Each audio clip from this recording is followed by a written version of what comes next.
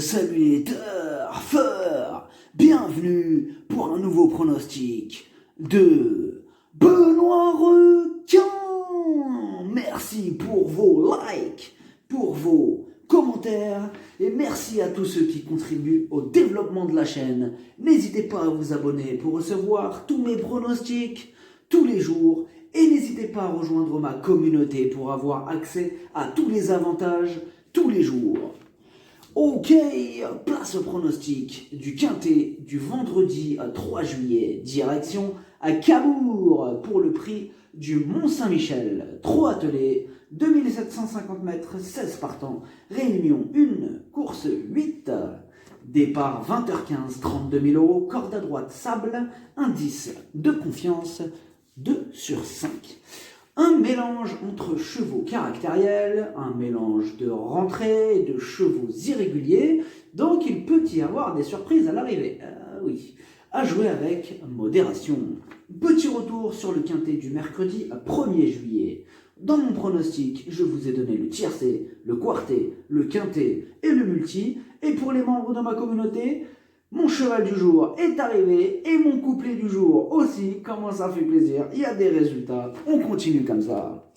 Et pour info, le niveau qui donne accès à tous mes tickets pour la course du quintet, c'est le niveau 3 qui s'appelle Yo-Yo Total VIP. Donc n'hésitez pas à rejoindre ma communauté et vous récupérez tous mes tickets dans l'onglet communauté. Une citation de Confucius, philosophe. Le grave défaut est d'avoir des défauts et de ne pas s'efforcer de s'en corriger.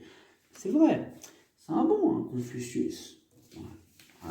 Les philosophes de l'époque, ils étaient super chauds. Enfin bref.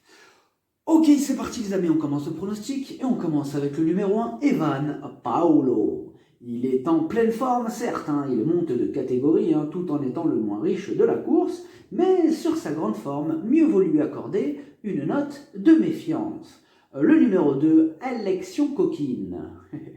Elle reste sur 4 échecs consécutifs, elle n'a quasiment aucune marge dans cette épreuve, plusieurs chevaux lui sont nettement supérieurs, outsider. Le numéro 3, Élixir du Bocage. Il monte de catégorie, il vient de renouer avec les bonnes performances mais au niveau inférieur après une longue série d'échecs. Il n'aura pas le droit à l'erreur s'il veut espérer confirmer dans ce lot. Le numéro 4, Embrun de Landemer. C'est un spécialiste de la disqualification. Alors lui, soit il part au galop, soit il casse du ticket.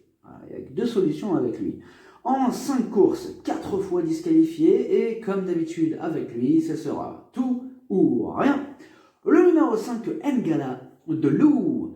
Elle reste sur un échec radical. Elle se frotte à une opposition plus forte qu'à l'accoutumée. Elle garde ses chaussures. Sa tâche s'annonce délicate. Le numéro 6, Éole du Prieur.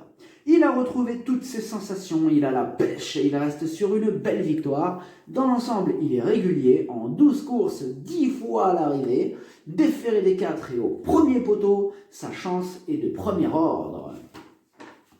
Le numéro 7, Expresso Good, lui aussi est en bonne voie. Pieds nus pour l'occasion, rien ne s'oppose à une confirmation. Le numéro 8, Elf Atou. Il a le défaut de ne pas toujours répéter ses bonnes sorties, mais il a déjà prouvé sa compétitivité à ce niveau. Il fera de son mieux pour accrocher une place, mieux vaut donc ne pas le sous-estimer. Le numéro 9, Elora du Cèdre. Elle aussi n'est vraiment pas un modèle de régularité. On ne sait jamais sur quel pied danser avec Elora du Cèdre. En 11 courses, seulement 3 fois à l'arrivée, et comme d'habitude avec elle, ce sera kit ou double. Le numéro 10, Enzo Viva. Il est en pleine possession de ses moyens, en atteste sa récente victoire à Graignes. Il apprécie ce parcours, rien ne s'oppose à ce qu'il continue sur sa belle lancée, on le garde. Le numéro 10, Eddie des Mulottes. Il fait face à un bel engagement. En effet, c'est le plus riche du premier échelon. Maintenant, son palmarès refroidit un peu. En 10 courses, il n'a terminé qu'une seule fois à l'arrivée. Du pour et du contre. Le numéro 12, Esteban Sacha. C'est une rentrée pas revue depuis le mois de novembre. En revanche, elle sera déférée des 4 d'emblée. Sur sa classe, une surprise en bout de combinaison n'est pas à exclure, elle intéressera les amateurs de champ réduit. Le numéro 13, Elisir du Home. Il est régulier, il est quasiment à l'arrivée de toutes ses courses. Il sera déféré des 4 et piloté par Magic Nivar. Même aux 25 mètres, il garde bien sûr son mot à dire. Le numéro 14, Enska. Elle a montré qu'elle était à court de conditions le jour de sa rentrée. Présentée une nouvelle fois totalement ferrée, elle risque de ne pas être encore prête à en découdre. De surcroît aux 25 mètres, sa tâche s'annonce délicate. Le numéro 15, Ever Pride.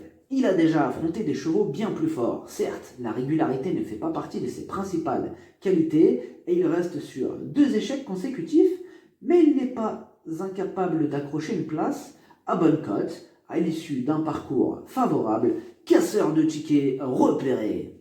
Le numéro 16, Effigie Royale. Si l'on accepte son dernier échec, toutes ses dernières sorties sont excellentes.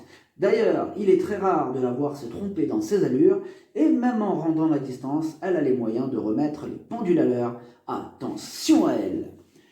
Le pronostic, ça donne 6, 10, 7, 16, 13, 8, As, 9, cheval de complément le 15, si jamais un autre important et ça peut arriver, le 3. Merci d'avoir suivi cette vidéo, n'hésitez pas à vous abonner pour recevoir tous mes pronostics tous les jours et n'hésitez pas à rejoindre ma communauté pour avoir accès à tous les avantages.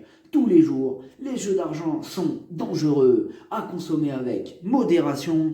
Bonne chance, choupez-le moi, ciao.